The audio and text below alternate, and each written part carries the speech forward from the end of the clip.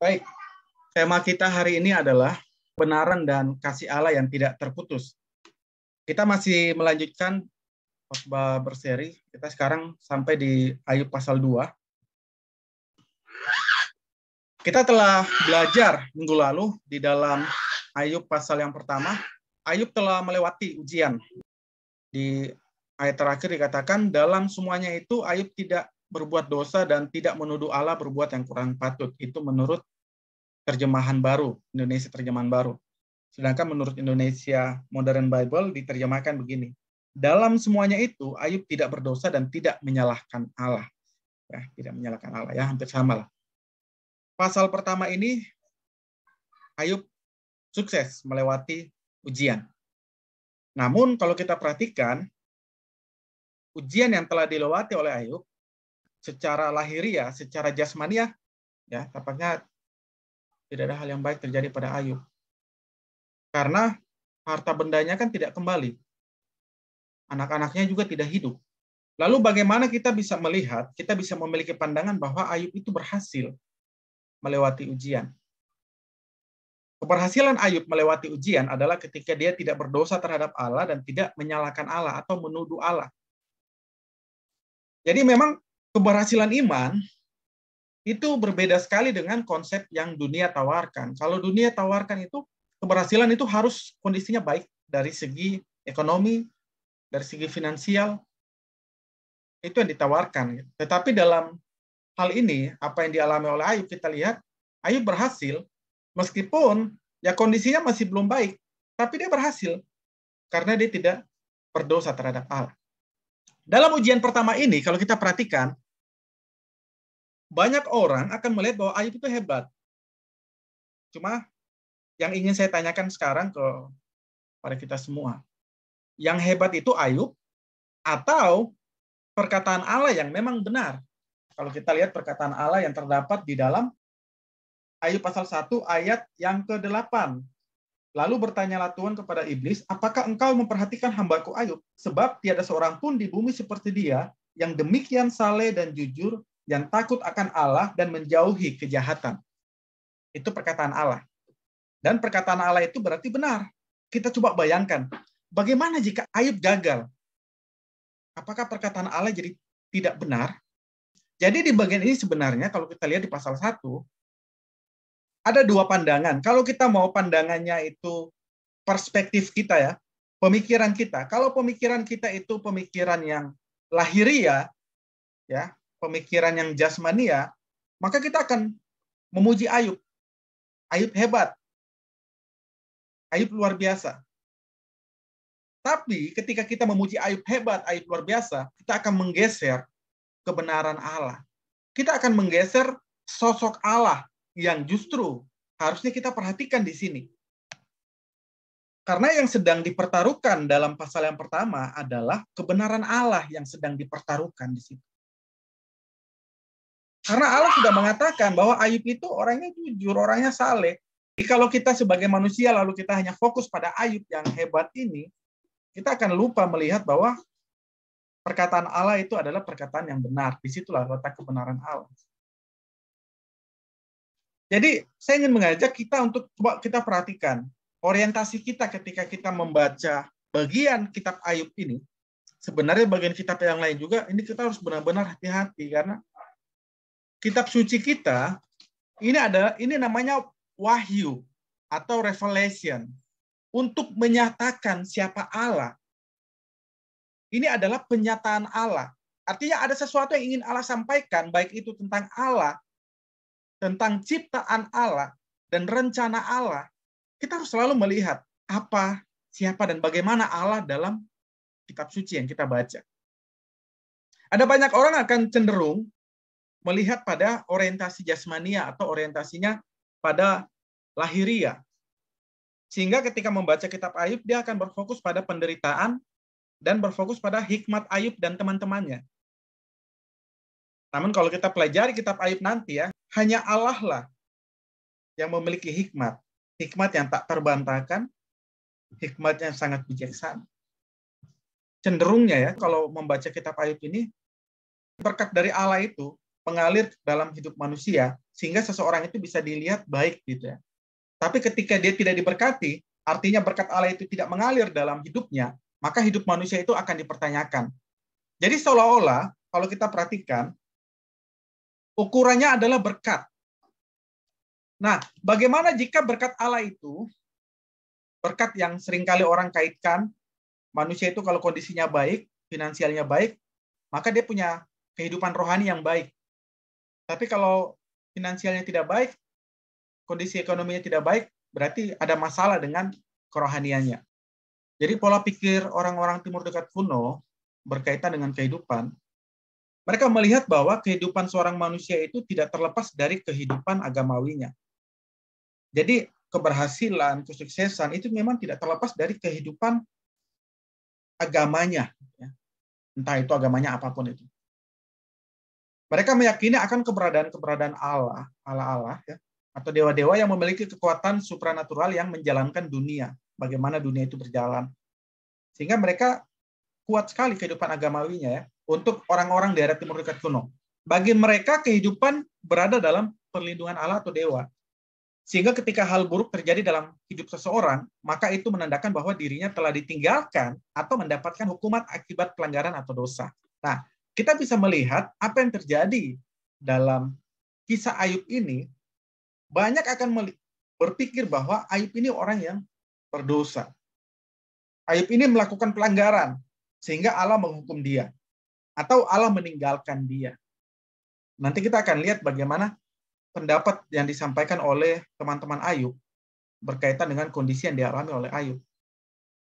Pendapat mereka tidak jauh daripada cara berpikir memang dari orang-orang Timur Dekat kuno pada masa itu. Namun, kalau kita perhatikan, saat ini pun banyak orang-orang yang seperti itu. Banyak orang-orang Kristen yang seperti itu. Yang ketika melihat ada suatu musibah atau suatu tragedi atau suatu masalah yang terjadi dalam hidupnya atau dalam keluarganya, maka mereka akan berpikir, oh saya ini sudah melakukan pelanggaran sama Tuhan. Oh saya sudah melakukan dosa. Oh orang itu dia melakukan dosa, makanya dia mengalami hal itu. Padahal masalah penderitaan, masalah pergumulan itu tidak selamanya itu akibat dosa. Memang ada akibat dosa, tetapi tidak semuanya itu akibat daripada dosa. Inilah yang dialami oleh Ayub. Inilah yang dialami oleh Ayub, makanya Ayub dalam kitab ini kan banyak bertanya, kenapa Tuhan? Kenapa saya? Kenapa Tuhan?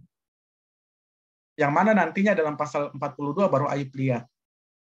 Nah, itulah yang terjadi apabila orientasinya orientasi jasmania.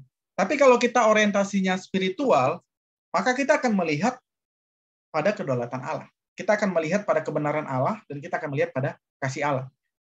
Yang mana hidup manusia saat ini, apapun yang dimiliki saat ini, kalau kita orientasinya itu rohani, maka kita akan melihat, ya ini semua karena kasih karunia daripada Tuhan. Saya bisa dapat kesehatan, itu kasih karunia daripada Tuhan. Apa yang saya miliki saat ini, semua karena kasih karunia Tuhan. Kalau kita orientasinya spiritual, maka kita akan melihat bahwa semua atas izin Tuhan yang terjadi. Hari ini kita mau belajar sama-sama dari Ayub pasal 2, dalam ayat yang pertama sampai dengan ayatnya yang ke-6. Dalam Ayub pasal 2, sajikan dialog antara Allah dengan iblis, tetapi dialog ini terjadi dalam dimensi roh.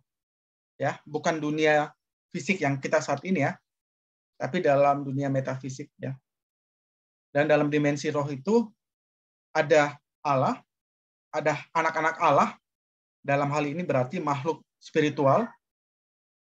Kemudian ada setan atau iblis. Seperti apa sih setan atau iblis itu? Nah, berdasarkan terjemahan katanya ya, kalau dalam bahasa yang mungkin kita pahami bersama, setan ini adalah tokoh yang melawan Allah, menentang Allah, mendakwa, dan menuduh, dan pencoba. Makanya kalau kita lihat dalam dialognya, tidak pernah sepaham dengan Allah. Dari pasal 1 tidak sepaham dengan Allah. Tidak sependapat dengan Allah. Pasal 2 tidak sependapat dengan Allah juga. Iya kan? Di pasal 1, Allah bilang, Ayub itu baik benar. Terus iblis bilang apa? Ah, itu karena dijaga, karena ini, karena ini, karena ini. Coba ulurkan tanganmu, coba jamah kepunyaannya. Pasti dia mengutuki engkau. Jadi yang sedang dilawan di sini adalah Allah. Iblis sedang melawan Allah.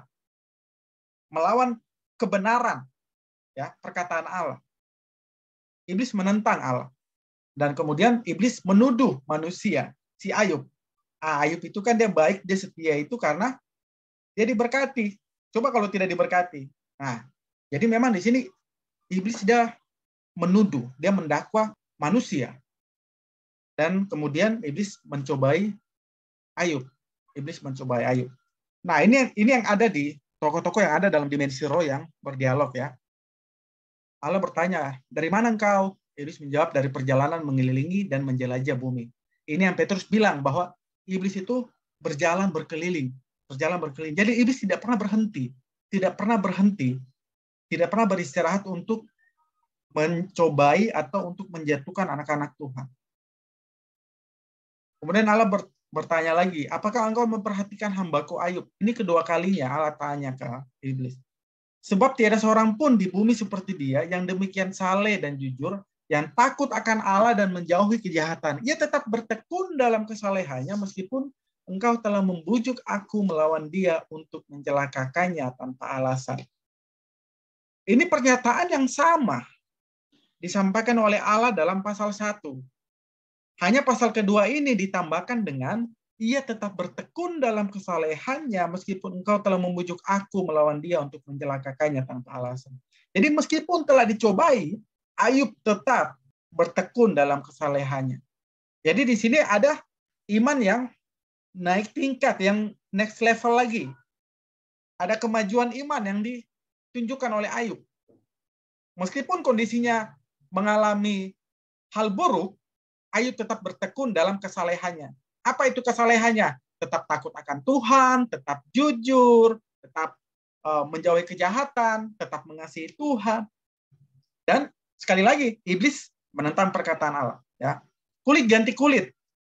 Orang akan memberi segala yang dipunyainya, ganti nyawanya. Tetapi ulurkanlah tanganmu dan jamalah tulang dan dagingnya. Ia pasti mengutuki engkau di hadapan. Iblis tidak pernah setuju. Iblis tidak pernah sependapat.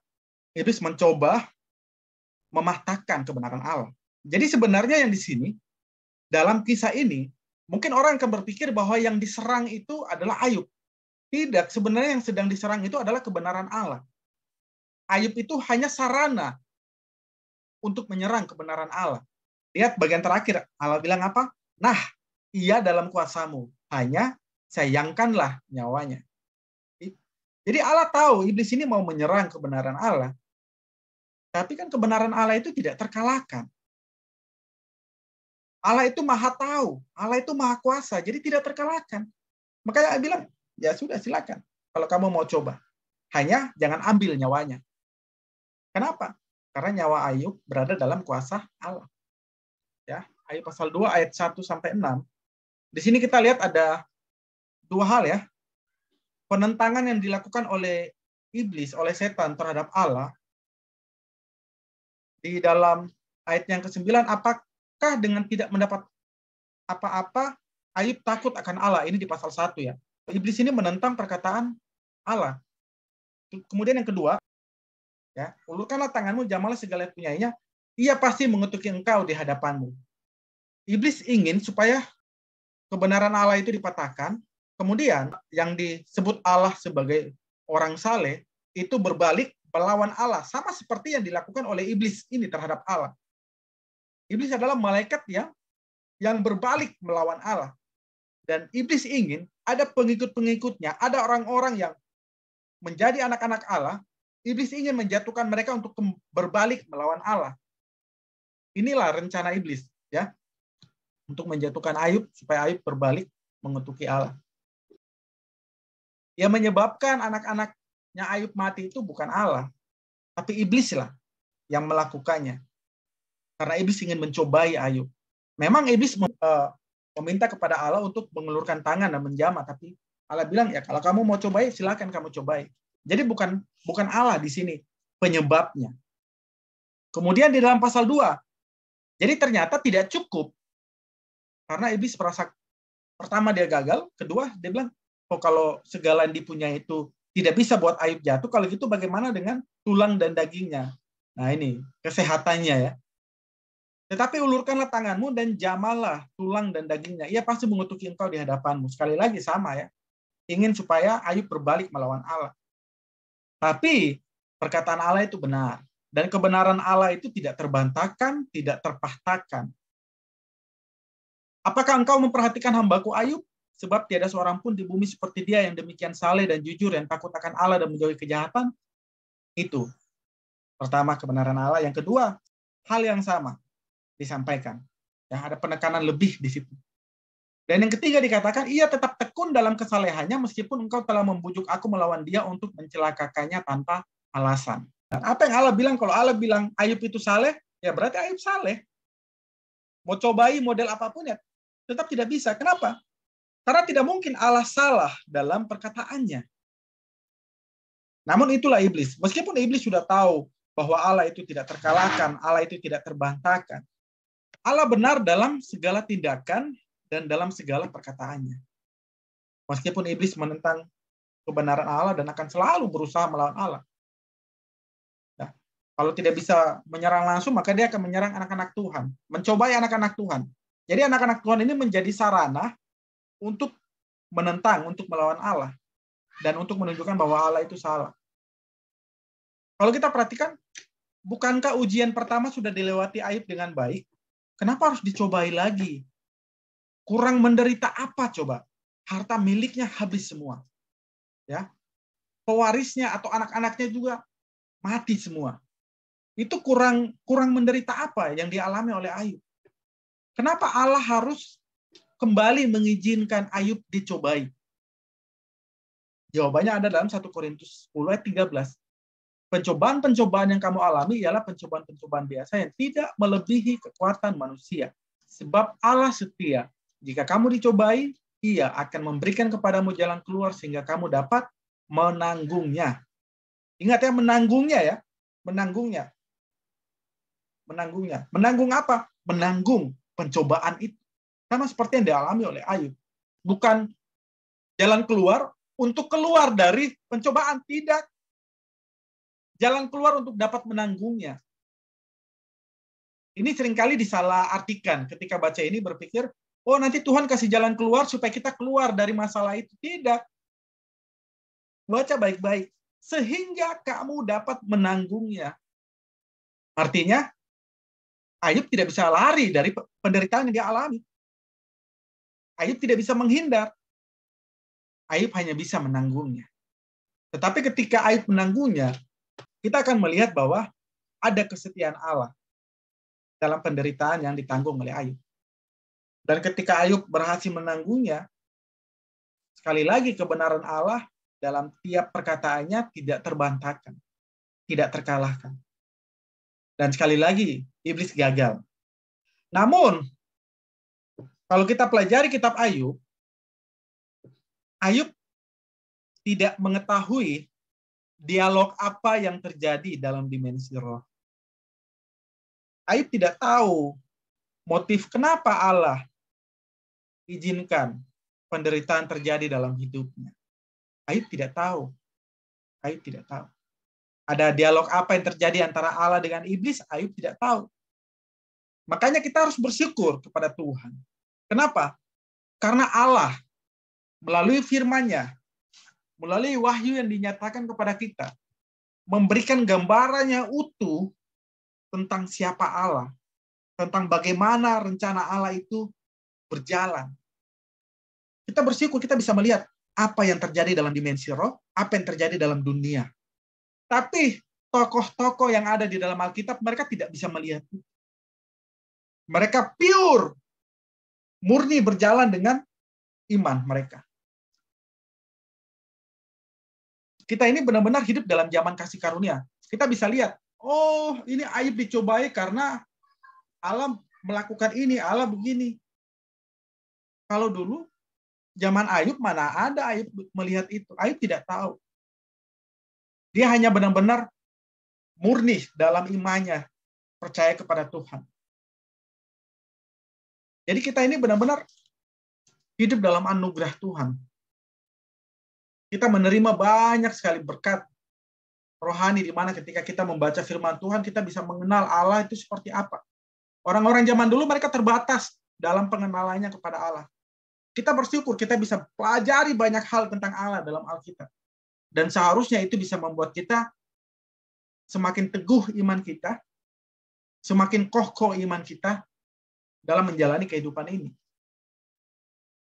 Kemudian ayat selanjutnya dalam ayat yang ke-7 sampai dengan ke-10 sudah berbeda lokasi. Sebelumnya dalam dimensi roh, berikutnya dalam dunianya Ayub. Ayat ke-7 sampai ke-10 tertulis, kemudian iblis pergi dari hadapan Tuhan, lalu ditimpahnya Ayub dengan bara yang busuk dari telapak kakinya sampai ke batu kepalanya. Lalu Ayub mengambil sekeping beling untuk menggaruk-garuk badannya sambil duduk di tengah-tengah abu. Maka berkatalah istrinya kepadanya, masih bertekunkah engkau dalam kesalehanmu? Kutukilah Allahmu dan matilah. Tetapi jawab Ayub kepadanya, engkau berbicara seperti perempuan gila. Apakah kita mau menerima yang baik dari Allah, tetapi tidak mau menerima yang buruk? Dalam kesemuanya itu, Ayub tidak berbuat dosa dengan bibirnya. Ini menarik. Jadi iblis itu tidak serta-merta kalau dia ingin cobai anak Tuhan, kalau ingin dia mencobai umat Tuhan, iblis itu tidak punya kuasa untuk langsung cobai, tidak. Iblis itu menunggu izin dari Tuhan. Kalau Allah izinkan, oke silakan. Kalau tidak, iblis tidak akan bisa. Kenapa? Karena umat Tuhan, orang percaya, anak-anak Tuhan itu berada dalam perlindungan Tuhan. Berada dalam perlindungan Tuhan. Jadi ketika kita mengalami masalah dalam kita punya hidup, mengalami penderitaan, mengalami kesesakan, itu bukan karena Allah tidak sayang, tidak. Tetapi ada sesuatu yang ingin diajarkan bagi kita. Selain itu, memang ada izin Tuhan. Kalau memang itu bukan karena dosa, karena bukan pelanggaran kita, karena dosa itu kan selalu ada konsekuensi ya. Selalu ada konsekuensi. Kalau buat dosa, ada konsekuensinya. Tapi kalau memang kita merasa kita tidak buat dosa, lalu kita mengalami hal buruk, penderitaan, ya berarti ada hal yang Tuhan rencanakan buat kita. Kondisi itu terjadi karena Allah mengizinkan. Itu ya mungkin saat itu kita tidak bisa lihat, kita tidak tahu. Tapi nanti setelah kita lewati baru kita akan lihat. Ya. Jadi iblis ini dikasih izin oleh Tuhan untuk mencobai Ayub. Kemudian iblis pergi. Lihat apa yang dilakukan iblis. Langsung iblis tidak tunggu-tunggu. Oh iblis, kalau untuk lawan Tuhan, iblis itu paling cepat melawan Tuhan. Dia tidak tunggu-tunggu lagi, langsung disikat Ayub. Dengan luka-luka yang busuk, yang bau, dari telapak kakinya sampai ujung kepalanya. Jadi bisa bayangkan betapa menderitanya. Mau tidur pasti nggak bisa. Iya toh? Karena seluruh badan kan. Bagaimana caranya bisa tidur? Mau duduk aja susah. Jadi memang kondisinya itu menderita sekali Ayub ini. Orang percaya itu berada dalam perlindungan Tuhan. Perlindungan Allah ya. Iblis untuk bisa melakukan hal yang buruk kepada Ayub, iblis itu tidak bisa langsung. Iblis harus menunggu Allah izinkan baru bisa. Makanya 1 Korintus 10 ayat 13 itu. Pencobaan-pencobaan kita alami itu memang pencobaan yang Allah lihat, Allah tahu bahwa kita mampu melewatinya. Allah tahu Ayub ini dapat melewati pencobaan iblis. Makanya Allah izinkan. Kalau tidak mungkin Allah izinkan. Kenapa? Karena di dalamnya dipertaruhkan kebenaran Allah. Sehingga ketika Allah bilang, silakan kamu cobai, berarti perkataan Allah mengenai kebenaran, mengenai Ayub itu orang yang saleh, ya itu benar. Allah tahu bahwa Ayub mampu melewati itu, melewati penderitaan yang begitu tragis. Karena di bagian kedua ini kan penderitaan yang dialami ya kesehatan. Orang itu kalau masalah kesehatan itu pengaruhnya luas. Pengaruhnya ke mental juga. Ada banyak orang itu yang karena sakitnya nggak sembuh itu bisa bunuh diri. Ada orang yang karena sakitnya itu dia bisa mengalami tekanan berat, depresi. Parahnya bahkan bisa sampai bunuh diri. Pencobaan yang dilakukan oleh iblis kepada Ayub ini pencobaan yang tingkatnya itu lebih lagi. Dalam bagian ini juga kita lihat Ayub meskipun dia diserang, ya, diberikan penyakit yang begitu mengerikan, yang menjijikkan, tapi Ayub tidak mengetuki Allah. Iblis merasa, oh ini kurang. Dia memakai orang terdekatnya, orang yang bisa dikatakan yang sangat dikasihi, istrinya, pasangan hidupnya, untuk menjalankan rencana, untuk memuluskan tujuan daripada si iblis, supaya Ayub melawan Allah, Ayub mengetuki Allah. Istrinya berkata, masih bertekunkah engkau dalam kesalehanmu? Kutukilah Allahmu dan matilah. Ini menarik karena kata kutukilah ini, bahasa aslinya itu barak.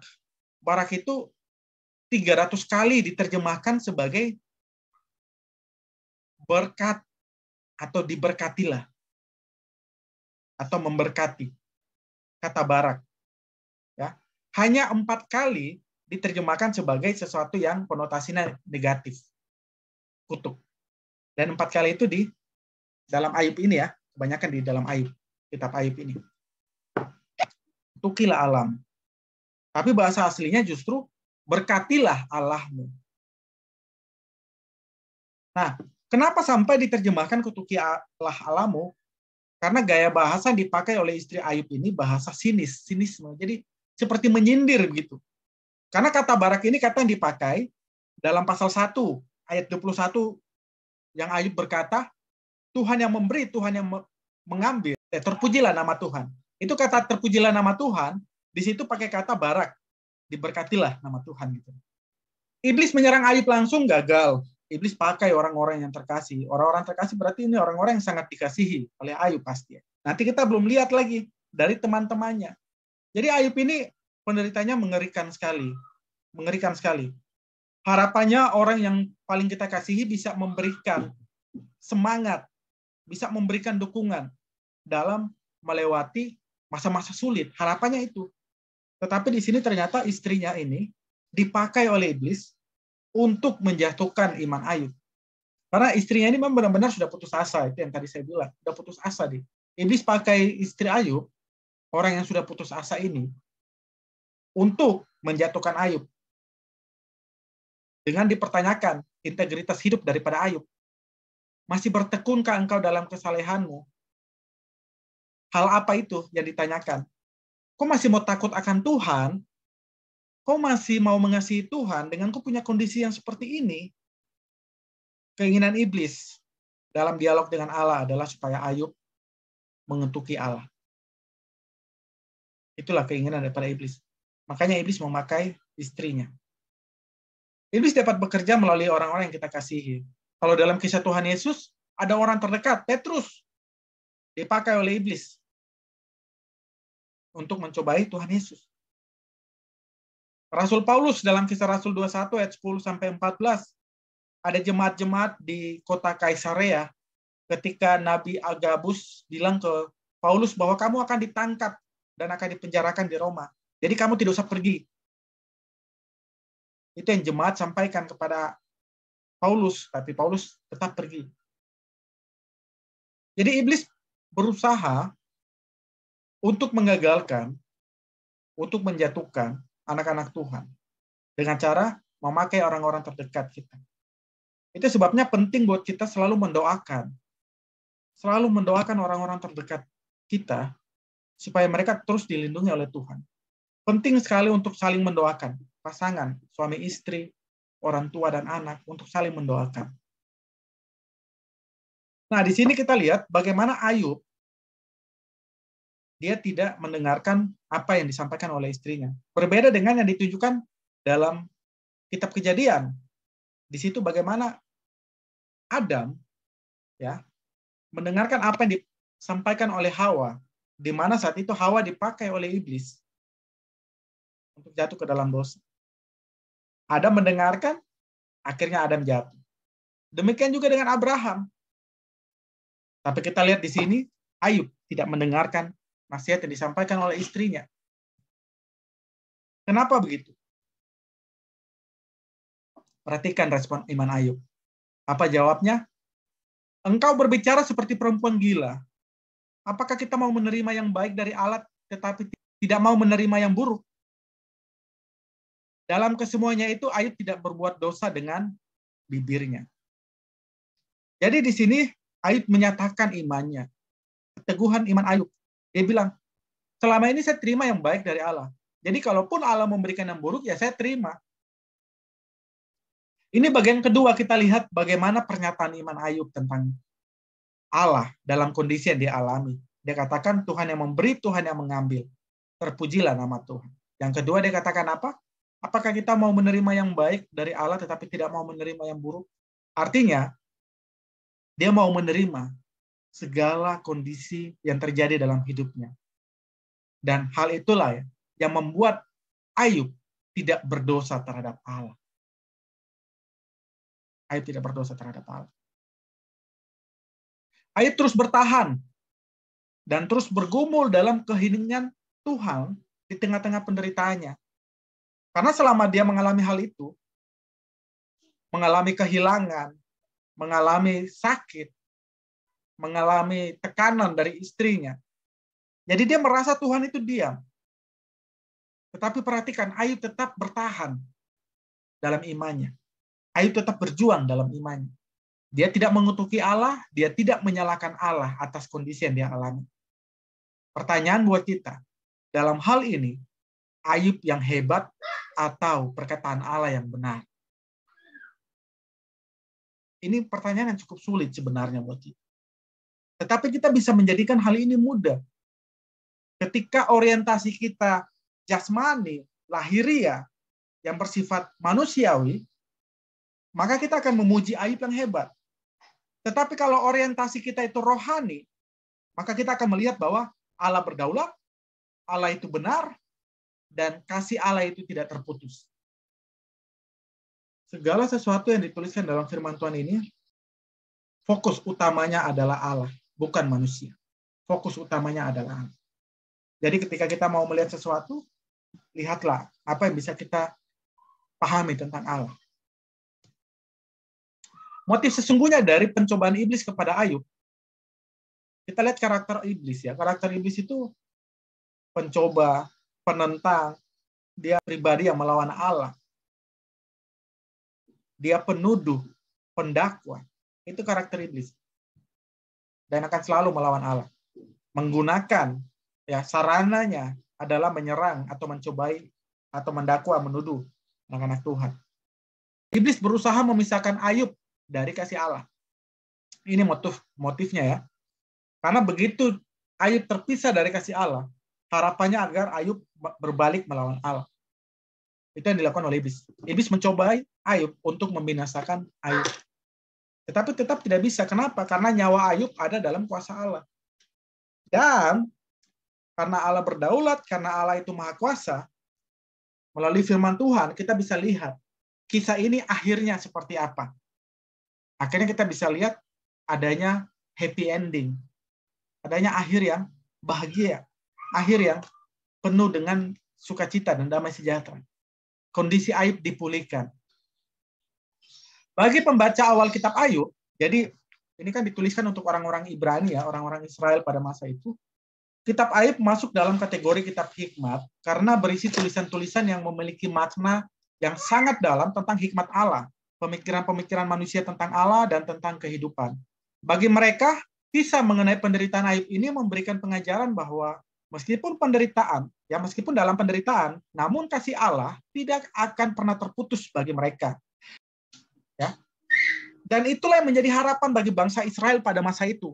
Meskipun mereka dalam kondisi penderitaan, mereka dibuang dari tanah mereka, mereka dijajah oleh bangsa-bangsa yang asing, mereka mengalami penderitaan, mengalami penganiayaan, kemiskinan, kelaparan, tidak memisahkan mereka dari kasih Allah.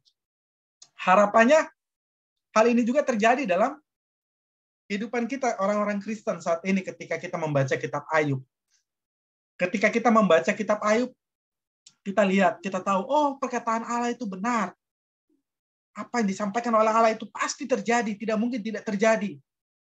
Perkataan Allah tidak pernah gagal. Maka kita bisa percaya kepada Allah dalam setiap janji-janjinya, dalam setiap perkataannya, dalam setiap firman Allah, kita bisa percaya itu.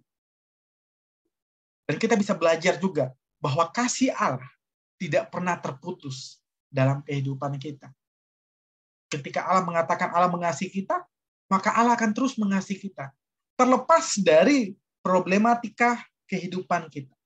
Terlepas dari pergumulan-pergumulan, kesesakan, penderitaan apapun yang kita alami. Kasih Allah tidak akan pernah terputus dalam kehidupan kita. Pelajaran penting bagi kita orang percaya saat ini. Kita melihat pada karya Kristus yang telah dikerjakan bagi kita.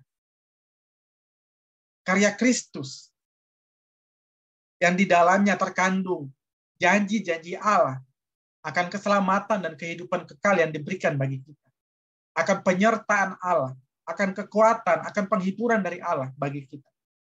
Kita dapat percaya itu. Dalam Roma pasal 8 ayat 31 sampai 39. Sebab itu apakah yang akan kita katakan tentang semuanya itu? Jika Allah di pihak kita, siapakah yang akan melawan kita? Siapa yang melawan kita? Kita tahu bahwa Allah berada dalam pihak Ayub. Allah berpihak kepada Ayub. Dan Allah lah yang membela Ayub. Allah bilang, dia ini orang yang paling saleh. Allah sudah memberikan perkataan yang benar tentang Ayub. Di ayat 31 ini, sebab itu apakah yang kita katakan tentang semuanya itu, jika Allah di pihak kita, siapakah yang akan melawan kita? Siapa yang bisa melawan kita? Allah yang Maha Kuasa itu ada di pihak saya, di pihak Bapak, Ibu, Saudara-saudari. Siapa yang bisa melawan kita? Ia yang tidak menyayangkan anaknya sendiri, tetapi yang menyerahkannya bagi kita semua. Bagaimana mungkin ia tidak mengaruniakan segala sesuatu kepada kita bersama-sama dengan dia? Ia di sini adalah Allah ya. Jadi maksudnya begini, siapa yang akan melawan kita? Allah yang tidak menyayangkan anaknya sendiri, tetapi yang menyerahkannya bagi kita semua. Bagaimana mungkin ia tidak mengaruniakan segala sesuatu kepada kita bersama-sama dengan dia? Jadi tidak mungkin Allah melawan kita. Siapakah yang akan menggugat orang-orang pilihan Allah? Allah yang membenarkan mereka. Siapa yang akan menghukum mereka? Kristus Yesus yang telah mati. Bahkan lagi yang telah bangkit, yang juga duduk di sebelah kanan Allah, yang malah menjadi pembela bagi kita. Siapa yang mau melawan kita? Allah. Tidak mungkin, karena Allah yang sudah membenarkan kita. Yang mau hakimi siapa? Yesus Kristus. Tidak mungkin. Yesus Kristus sudah mati buat kita, yang sudah bangkit naik ke surga, yang saat ini duduk di sebelah kanan Allah Bapa menjadi pembela bagi kita. Membela kita dari dakwaan-dakwaan iblis. Seperti yang dilakukan oleh Allah ketika Ayub didakwa oleh iblis, dituduh oleh iblis. Allah membela Ayub. Demikian halnya yang dilakukan oleh Yesus Kristus kepada kita ketika kita didakwa oleh iblis. Yesus Kristus menjadi pembela bagi kita. Siapakah yang akan memisahkan kita dari kasih Kristus? Penindasan, atau kesesakan, atau penganiayaan, atau kelaparan, atau ketelanjangan, atau bahaya, atau pedang? Ini semua kita bicara mengenai pencobaan yang dilakukan oleh iblis untuk memisahkan kita dari kasih Kristus. Seperti ada tertulis, oleh karena engkau, kami ada dalam bahaya maut sepanjang hari. Kami telah dianggap sebagai domba-domba sembelihan. Tetapi dalam semuanya itu kita lebih daripada orang-orang yang menang oleh Dia yang telah mengasihi kita. Iblis melakukan banyak pencobaan yang menyebabkan penderitaan, penganiayaan, dan sebagainya. Hal buruk yang terjadi dalam kehidupan anak-anak Tuhan. Tetapi hal-hal buruk itu tidak akan bisa memisahkan kita dari kasih Allah yang kita dapat di dalam Tuhan Yesus. Yang kita miliki di dalam Tuhan Yesus. Sebab aku yakin bahwa baik maut maupun hidup, baik malaikat-malaikat maupun pemerintah-pemerintah, baik yang ada sekarang maupun yang akan datang, atau kuasa-kuasa, baik yang di atas maupun yang di bawah, ataupun sesuatu makhluk lain, tidak akan dapat memisahkan kita dari kasih Allah yang ada dalam Kristus Yesus, Tuhan kita. Tidak ada yang dapat memisahkan kita. Seperti halnya yang dialami oleh Ayub. Ayub tidak terpisah dari kasih Allah. Memang dia mengalami penderitaan yang sangat berat, tetapi Tuhan memberikan dia kekuatan untuk menanggungnya. Dan kasih Allah tidak terputus dalam hidupnya.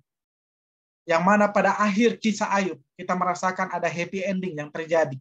Kebahagiaan yang dialami oleh Ayub. Allah mengembalikan, bahkan membuat Ayub menjadi lebih baik lagi. Karena Allah Maha Kuasa, Allah dapat melakukan hal itu. Kita bisa melihat bahwa Allah itu, firman-Nya itu benar. Dan Allah adalah pembela bagi kita. Yang perlu kita tahu, iblis tidak akan pernah berhenti untuk mendakwa. Iblis tidak akan pernah berhenti untuk menggugat. Iblis tidak akan pernah berhenti untuk mencobai anak-anak Tuhan. Melalui hal apa? Melalui penderitaan, penganiayaan, dan hal-hal buruk yang lainnya. Tetapi kita sebagai anak-anak Tuhan, sebagaimana yang kita pelajari dari kitab Ayub, kita adalah orang-orang yang menang. Kenapa? Karena kita berdiri atas dasar kebenaran Allah.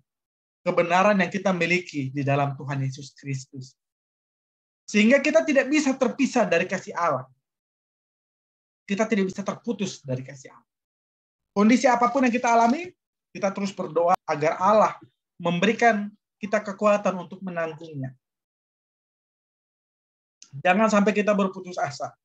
Biarlah kita terus yakin bahwa kita adalah orang-orang yang menang dan kita tidak terpisah dari kasih Allah yang sudah diberikan kepada kita melalui Tuhan Yesus Kristus. Mari kita bersama-sama berdoa.